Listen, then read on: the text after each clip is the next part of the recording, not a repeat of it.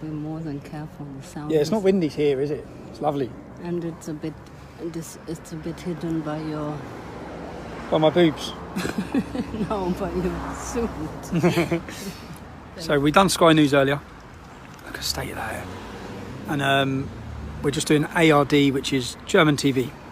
Sky News was, yes, a hatchet job, and I'm sure ARD will be pretty much the same. Is that better? Much better? Fine. There. Cool. Up. You want it lifted up? Is that better? That's great. No, it's not touching it. Is that fine? There you go. So you're an expert. I'm an expert, and we had a brilliant steak, courtesy of Sky News. Okay. And you are, what channel are you? ARD? ARD, yeah. German, mainstream. It's, it's the biggest public broadcaster in Germany, so Okay. compared with BBC. Like BBC. Yeah. Oh, you're the bad guys then. So we got a system from you guys Okay. after the war. Oh, okay. This, And are you, and what's this on? What's this about? What's your... It's about, I think, the whole right wing in Britain. So I'm sorry. What we are planning to do is just to get an overview about that. So we also went to the UK party conference. Okay. And we spoke to these guys. And Okay. of course, also about your trial, about the discussion if you should join UKIP. Okay. Cool. Fine. And you are also quite famous already in Germany, so Okay. Goodreads, also a lot of books already in Germany. Yeah? Okay. I think I bumped into some German journalists, and I think they were from I think they may have been from ARD, and I questioned them. I asked them a few questions, Okay. and they couldn't answer. Okay. I believe that was when I think they were ARD. Is that cable or cable? Yeah, Yes, it's like quite big. Can I just share? Can't see it. He doesn't like it. Look. Fine. Camera's rolling. Action. Okay, then let's start. Maybe the first question. We are just 2 days ahead of your Court. next appointment in the court. So how do you feel at the moment? Or what do you expect? What do I expect? I expect to wake up in a prison cell on Friday morning. What's actually become apparent, because I've got the transcripts from the previous trial that I was sent to prison for, and the Section 4 order that I got sent to prison for breaking. 3 national newspapers breached the exact same order that weekend. All of this was made aware of Judge Marson, the same judge who sentenced me. None of them have faced prosecution. In fact, one of the newspapers breached 2 reporting restrictions on my trial and on a subsequent grooming trial, and they've faced no prosecution. They've not been arrested. What this is, I know they say justice is blind, but it's not meant to be deaf and dumb. This is clear state targeted persecution. It's evidential by the fact that other people are committing the same crime and no one's facing prosecution. I feel I'm going to walk into court and stand by my convictions on Thursday morning. And my convictions are that I didn't intentionally breach any laws. I stuck to what I'd been taught and what the website said. For example, when you look at contempt of court guidelines, it states that the court in the courtroom, it must have the details of the reporting restrictions on the screen and on the court door. Now, I have evidence that neither of those, that they didn't follow their own guidelines that day in that court, and I don't really think that. Yeah, I don't know. I think I'm in a position for Thursday, but I think I'll be back in prison. But they are saying you have broken the law. They're saying I will not have a jury. Give me 12 members of the British public and I will walk out of court an innocent man. I will be tried by a judge who can sentence me up to 2 years in prison. I'm shocked that a man can get 2 years in prison at the hands of a judge rather than a jury. I thought the whole point in having 12 members of the British public do your decision is for a fair trial. I'm surprised that I'm not allowed a jury. And every law has been broken, even in which the media in Britain have made no deal of. The fact that I was tried, convicted by a judge without having legal representation, without needing to plead guilty or not guilty, no one in this country seems to have made a big deal of it. The media have not made a big deal of the fact that I was imprisoned, and when I was put in prison, I was moved from one of the prisons with the least Muslim population in the UK, and everyone knows what I represent and the problems I have. And I was moved to the biggest Muslim population of any UK prison, for CCAT prison. That's not accidental. That's not accidental. So I'm sorry, I feel like I'm up against the British state, and I actually feel that it's not just me who's up for my verdict on Thursday. I think it's the trust that the British public have in law enforcement, in the court of law, and in free speech. But why have you done it for a second time? Because you already did it once before, and yes. Then you did it again. Right? So the first time I did it, I learned from the first time. I went on a training course afterwards with Kingsley Nappy, a leading law firm in London, to find out I wasn't aware that you can't stand on the court property in video. I didn't know that. That's what I was convicted of the first time. My first conviction was for filming in an area I wasn't allowed to film, because I went onto court property. Now, the only reason why I went to that court case was because 5 men, a young girl had got lost. She asked for directions in a Muslim-owned business, and 5 of the Muslim men who worked in that business took the young child upstairs and they gang raped her. Now, after gang raping her, their DNA was all over her. So the police made arrests. They changed the name of their chicken shop and they carried on running the same business. So I went down there and they were running a business whilst on trial for raping a child.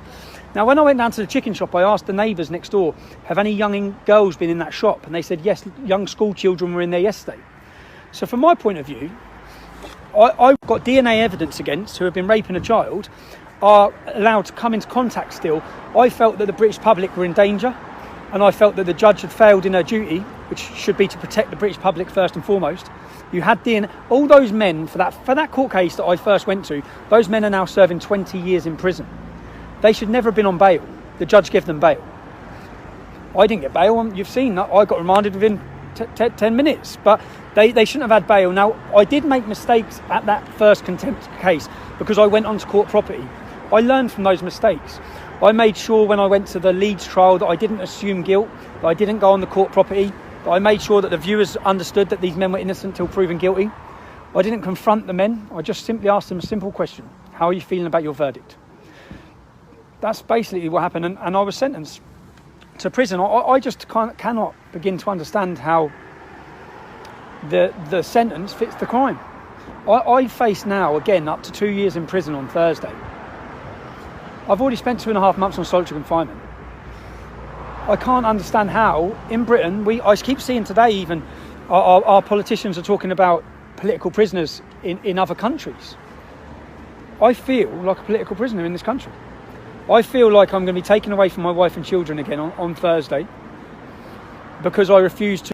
I watched some of your videos. Yes.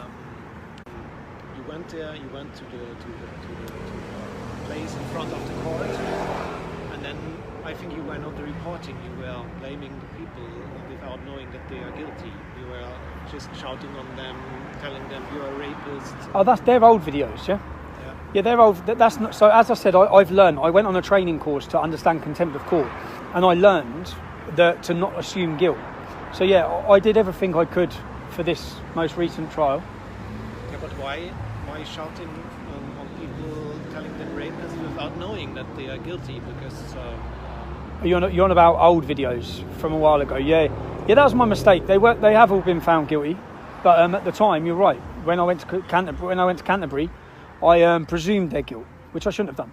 And that's what I've said. I've learned from that by going on a training course to understand that. And I actually made very clear at Leeds that these men are innocent till proven guilty, and that they may walk straight out of court with a not guilty verdict. I didn't assume any guilt, but I felt that we're in a situation in this country where so many children are falling prey to these groups that pre-armed is pre-warned is pre-armed. So I think that we should be doing everything we can to highlight these problems. That's what I was doing. And as I've said, on the judiciary website that I checked that morning, it states that a judge has no power to order a reporting restriction on any information that's in the public domain. I read from a BBC News website. That's what I did. Now, if the judiciary website's wrong, then I'll find out on Thursday. As I've said, I don't think, for 60 years we've had contempt of court laws, never has a journalist ever been put in prison for publication of material. In fact, their own guidelines advise them that not to send journalists to prison, because then they become like, I don't know, North Korea, China. Nothing I said, actually, this is factual as well, that from the court case, the CPS and Judge Marson, which is the judge that sentenced me, both of them agreed that nothing I said could have prejudiced the trial. Yet now I've had extra charges lobbied at me for Thursday, where stating a fact, saying that Muslim men are overrepresented in child grooming cases, they're saying that could prejudice the trial. That is a quote by our Home Secretary, Sajid Javid. It's also a quote from Majid Nawaz, the leader, who's another Pakistani Muslim. It's also a quote from Nafsir Amin, who's the head of the CPS, or the ex-head of the CPS. All of them have stood on Sky News, Channel 4 News and BBC News and specifically said that Muslim men are overrepresented and Pakistani men are overrepresented when it comes to child grooming statistics. I just repeated what they said. And if I'm guilty of prejudice in a trial for saying that, I think that Sajid Javid should be in the dock with me. You already mentioned it, but why do you think it has something to do with Islam? Well, if I ask you as a journalist, 90%, Muslim men make up 2% of the British population. 2%. They are responsible for 90% of the grooming gang convictions in court. 90% from a population of 2%. Why do you think that is? I'll ask you though. Why do you think? Well, I've just asked a Sky News journalist the same question. Why, if you don't think it's linked to them being followers of Islam, these same crimes are happening in Holland, and it's Moroccans. It's happened in France. It's Algerians. It's happened. The common denominator. If we look at what Boko Haram, when they took 200 women, they took multiple girls in Nigeria. The leader of Boko Haram come out and made a statement saying, Muhammad and Allah command us to do this. We're allowed to do this. ISIS are selling slaves after slave, and the justification they give, not me, the justification they give is that the scripture of Islam permits us to take sexual slaves. So all I'm trying to work out, which we must work out if we want to stop this epidemic, is why Muslim men feel, and it's not just Pakistani men, because we've seen Somalian gangs, Kurdish gangs, Iraqi gangs, no one can deny that these young girls are being taken as slaves. Now, under Islamic law, under Islamic scripture, Muslim men are permitted to take sexual slaves. That's a fact. It says it in the Quran multiple times. Outside of your 4 wives, take whatever your right arm possesses. Sexual slaves. So all I'm trying to do is work out, well, why? And I ask everyone, well, you tell me why. Tell me why 30% of the men convicted for grooming are called Muhammad. Tell me why. I don't know why, but no one can answer it. And as soon as you start, what you should do, when you have a common denominator like that, you should then start researching and looking for why this is happening. And when you do start researching and looking for why it's happening, you then pick up the Quran and you find multiple verses that tell them that they can take non-Muslim women as sexual slaves. And then if you look at the cultural problems of their views towards women, their own women, let alone our women, that women are worth 50% of a man. Our women are cattle. They're worthless. And these men are treating them like that. And in fact, if you go through in Bristol, there was a Somalian gang. One of the men said that it was his religious duty to do this. There was mosque. Some of the men who have committed these crimes have worked in mosques. Some of the men have made comments that the girls are worthless because they're kuffar, non-Muslim girls. Again, you don't need to ask me why they're doing it. They pretty much tell you themselves why they're doing it. And it has to do with religious intolerance.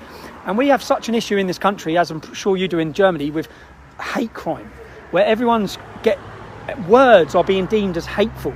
And people are being arrested. 9 people a day 9 people a week are arrested. 9 people a day are arrested in Britain for hate crime. These men who commit these rapes openly use religious and racial reasons for raping these girls, and none of them have ever been charged with hate crime. If it was religiously or racially motivated, it would carry a far more severe sentence. But they've never been charged with this. And I just think that if a Muslim's watching this, or Muslims are listening to this, if your young girls and your daughters were being taken in their thousands by non-Muslim white English men, and whilst raping them, they were telling them it's because you're Muslim, it's because you're filth, then the whole world would be in uproar. Every politician in this country, Muslims would burn this entire country from one end of the other to the other if this was happening to their daughters. And we're not even allowed to talk about it without being branded and silenced and slandered and attacked and actually in prison now. That's basically now. We're not even allowed to talk about it. And as soon as you identify it, for example, what I said about Muslim men being overrepresented, that's a fact. I also am now being charged with saying derogatory things about Islam. The derogatory thing I said about Islam is under Islamic law, under Sharia, a child becomes a woman when she starts her period. That's part of the problem. They're not viewing I done an interview on mainstream British TV where I was debating on a show called Nicky Campbell Show, and I said these young children, and the Muslim woman, not only when I watched it back did I understand, the Muslim woman corrected me and said, young women, these are 12-year-old children. But because they've started their puberties, the Islamic community will view them as women, because they view their own daughters when they start their puberty as becoming a woman. And we don't. We view them as children. Why are you reporting all these things, and why are you not reporting all the cases which we have seen in the Catholic Church? Okay, so with regard, maybe take the people who are watching the child pornography pictures yep. on the internet. They are mostly white. Okay, British men. I'll explain that. Yeah, I'll explain it. So basically, with the Catholic Church, I despise the Catholic Church actually in their cover up of paedophilia, and it would be a fact if I said that the majority of religious leaders in Catholic Church, there's a bigger percentage chance that it's going to be a paedophile in the Catholic Church than in a Sikh temple. That's a fact. So I'm not prejudicing any trial. I shouldn't be arrested for it. It's a fact, just like the facts I say. Now, what we've seen with the Islamic community and these grooming gangs is a conspiracy of silence from police, religious leaders, social services. All of them have conspired together to not admit and not help these children. They let it happen, and the reason given in the government report was that they feared being branded racist. Now, the two towns, you've obviously heard of Rotherham, yeah? In Rotherham, 1,400 young girls have been raped. That's a conservative number. It's more than that. That's the ones that were registered with one charity. Now, the Muslim population of Rotherham, if I'm right, is 4%. There's only 10,000. There's only 3,500 Muslim men who fit the criteria age. So we've got 1,400 children from a population of 4%. If you go to Telford, we have 1,000 children from, I think, a population of 7%. Now, if you actually do one of these reports in a town like where I'm from, with a 35% Muslim population, but we've seen no report on Bradford, on Birmingham, on Luton, on the areas, because once they get to a certain percentage, these crimes are not being uncovered. And I think that Rotherham and Telford have been used as scapegoats, because if we saw the true number of rapes, there's upwards of 1 million rapes being committed against young children in this country at the hands of... Any evidence for that? Yeah, that's the statistics. If you go through say for example the 1,400 in Rotherham or the 1,000 in Telford, if you go through the interviews from those girls of how many times they were raped, one girl was raped 200 times over a weekend, 200 times. One of the girls had 35 men in the room. Like these are from the children's reports. So what we have is, and that's the reason why I've highlighted it. And the reason why I've highlighted it is because it's something that I've witnessed growing up. I know many young girls who have been victims to these gangs. And the truth and the reality is that these gangs were not tackled simply because they were Muslim. And the government and the authorities and the police would rather see a generation of children raped than be called racist. That's the truth. And that's what's gone on. And that's all now evidential in reports like the J report. And we found that there's been a silence, and not just a silence, but... Because people... they are facing a trial now. So these people are facing a trial, yeah. So these people are facing a trial, and nothing. You can't say it's not a topic. No. Now it's become a topic. But what's happened now is with these reporting restrictions, which are on every single Muslim paedophile grooming trial, what they do is they prevent anyone from talking a word about it. And then when the case is finished, they'll lift the reporting restriction, and the public will hear one day's news, rather than hearing the daily accounts. Now, I understand the need to put a reporting restriction on the verdicts of the trials, okay, but not on the details of what's happening to the victims. I think that it's too important, and I think that these laws are being used, these reporting restrictions are being used to stop what 60 million members of the British public understand is happening in this country. And that's truthfully what I feel. And I went with no malicious intent on that day, not to undermine the supremacy of the court or the law. Every bit of information I gave was in the public domain. I didn't assume guilt. I didn't go on the court property, and I was unlawfully and illegally taken off the streets and tried by a judge who made so many errors in that case. I was then held on solitary confinement, and I think that it's a disgrace to Britain. It's 2018. But one thing I don't understand, who is stopping you from speaking about your opinion? Because we are here, we are talking about it, you are giving interviews, so who is stopping you? Will you label me as far right? No, I'm asking you. Yeah, but I'm asking you. Will you label me as far right? You. Yeah, but no, I know you're asking me, but will this report label me as far right? I'm asking you. That's a yes then, yeah? That's a yes. So if I ask you, because you are part of the problem as well, same as Sky News, I just told him that you don't even understand that by labelling people, which you do in Germany as well, all the people who are, there's an uprising happening in East Germany. I'm asking you, who is stopping you from speaking about your opinions? No one's stopping me right now from speaking about my opinion, other than the fact that I can't talk about the court cases, because that'll be contempt of court. My point is that the law is being used in a targeted way. If I breached a Section 4 reporting order and 3 other journalists the same weekend breached the exact same order, why is it only me who's facing prison on Thursday? Why is it, when I done it unintentionally, the other 3 were fully aware of reporting restrictions, and I know this, they refused to take their articles down, and none of them have been prosecuted or tried? I'm facing prison for something that the law has to be applied equally across everybody. But I feel that I'm in court on Thursday because I'm Tommy Robinson, not because of what I've done. And unfortunately, they don't want the public educated or aware of some of the things that are happening in this country. So the easiest route to that is to lock up the man who's talking about it. But no one stops you from talking about Islam. No one stops you from talking about Islam. You get violently attacked for talking about Islam. You come under violent confrontation everywhere you go if you talk about Islam. Trust me. I walk around every day. Just 2 days ago I had them trying to give it to me in my car when I have my children. I get confronted all the time. 20% of British Muslims believe that violence is a suitable reaction to someone who insults the Prophet Muhammad. These are facts from Trevor Phillips, from a Trevor Phillips poll. Trevor Phillips was the head of diversity in Britain. Okay, the man who brought the term Islamophobia to Britain, Trevor Phillips. 66% of British Muslims would not report on a fellow Muslim who was getting involved in terrorism. 66%. 4%, which is 100,000 British Muslims, believe suicide bombing is justified. We have a huge problem in this country. Why shouldn't we talk about it? Why should it be a far-right issue to be worried? We had 4 successful terrorist attacks last year and 10 prevented. How is it irrational to fear that? And how is it far-right to talk about it? Which is what you play your part. The media you brandish everyone talking about it as far-right. And that is why, under the European Union's broadcasting survey, Britain and the British media, you come about 4th or 5th, I think, the Germans, but you have the least trust. British media have the least trust out of any country in Europe. Not the ex-communist countries or the ex-Eastern Bloc countries. They trust their media. No one in our country trusts them because for too long they've lied. And people see their lies. Like, for example, if you run this report and you call me far right, straight away no one's going to trust what you say because everyone knows I'm not far right. None of my views... How would you describe yourself? I'm actually very liberal.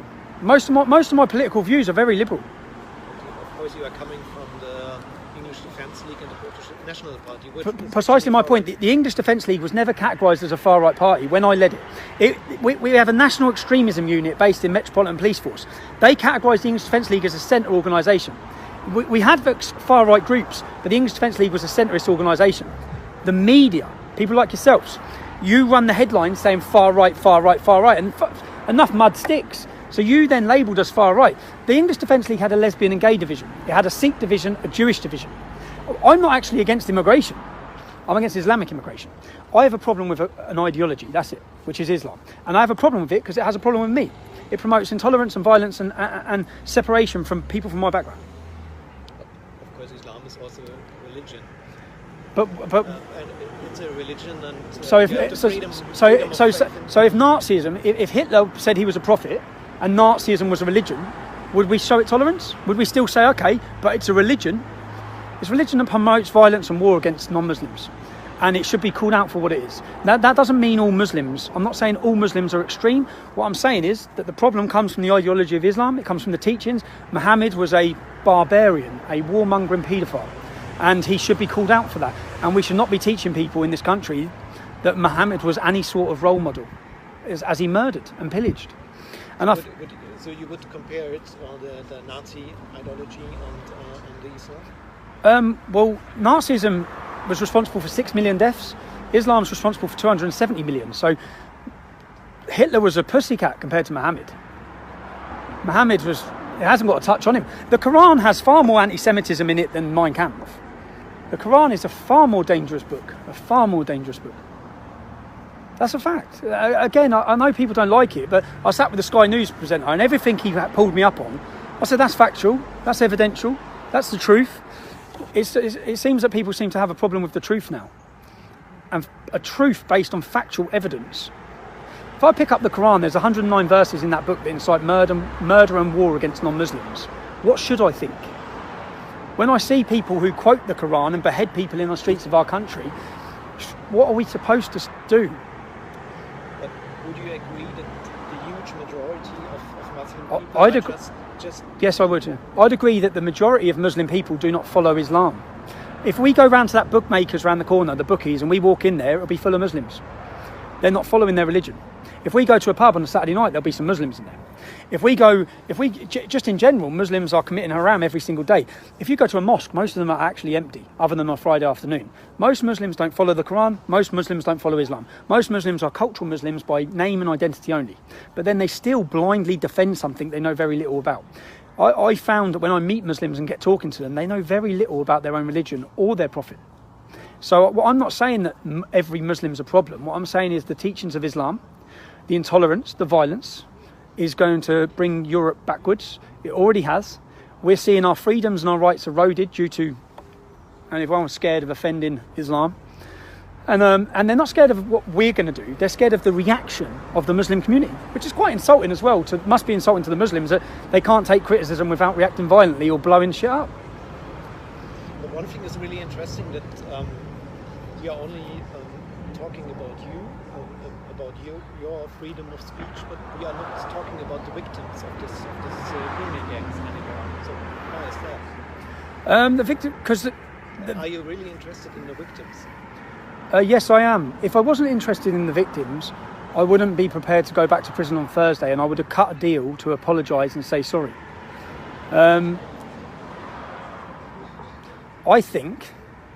Have you met any victims of these grooming gangs? Maybe you should.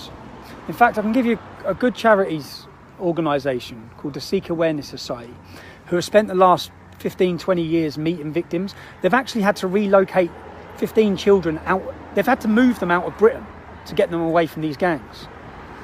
So you need to understand the context and the what's happening to these children. This isn't actually about just paedophilia, because this is about, they destroyed the girls. They torture them. It's more than just raping them and having sex. It's more than that. They're destroying their victims. And I'd say they're destroying them based on the fact that they're not Muslim.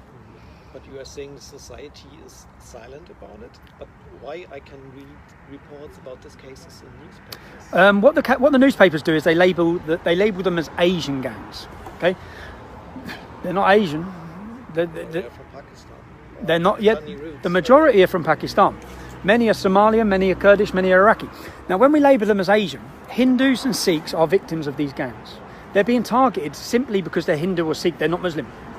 Yet they try and blame the whole problem on Asians, rather than identifying specifically, no, this problem's coming out of the Muslim community.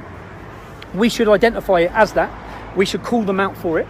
Then the media and the newspapers blame everyone else. Just like exactly Angela Merkel stood on your national TV and she said that multiculturalism has failed. She said that, right? Yeah? That's her quoted. She said multiculturalism has failed.